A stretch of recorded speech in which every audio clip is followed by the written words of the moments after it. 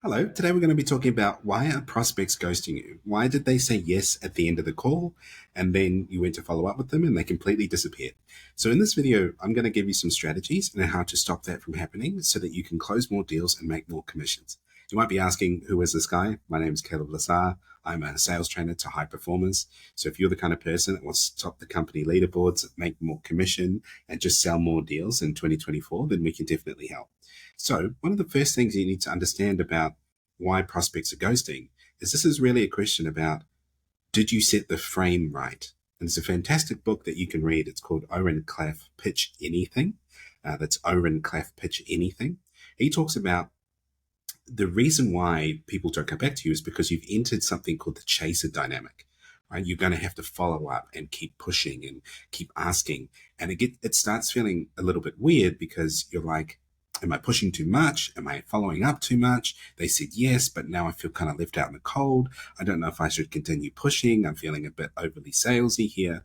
So this is what happens if you don't set the frame right at the end of the call.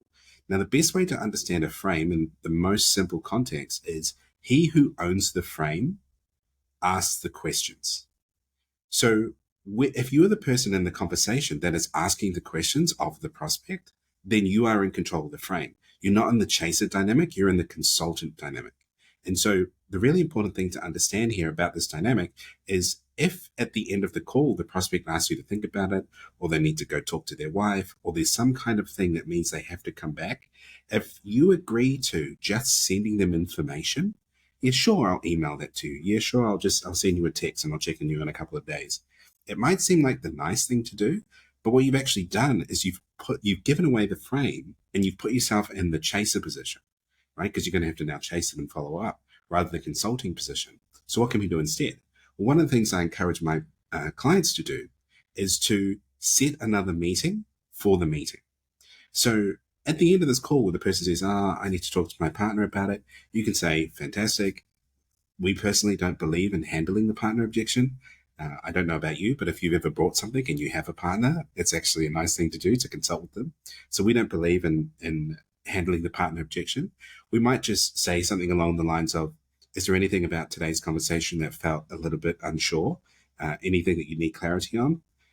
How confident do you feel explaining what we talked about today to your partner? So we can do things like that to make sure that they fully understand what they're communicating so that it gets communicated well.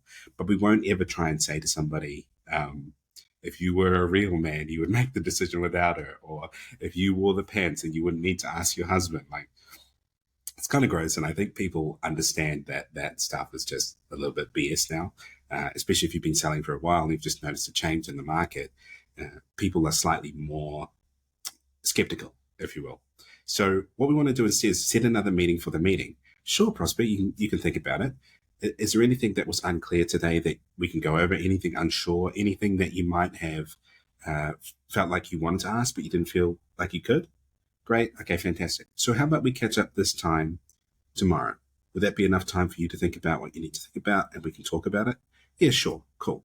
So what happens is once we've set the meeting, Cialdini's law of consistency and commitment kicks in. What that means is the person is more likely to act in accordance with a decision or a choice that they have made earlier. And in this case, they've agreed to catch up with you at another meeting. So they are more likely to act in accordance with that out of fear of breaking their own will or the promise to themselves. And this is really important to know because it's easy for them to not come back to you if they've never made a promise, where you just say, I'll text it through to you. But if they said, I will show up to that meeting and you get the meeting, they're not breaking a promise to you, which is easy. They're breaking a promise to themselves.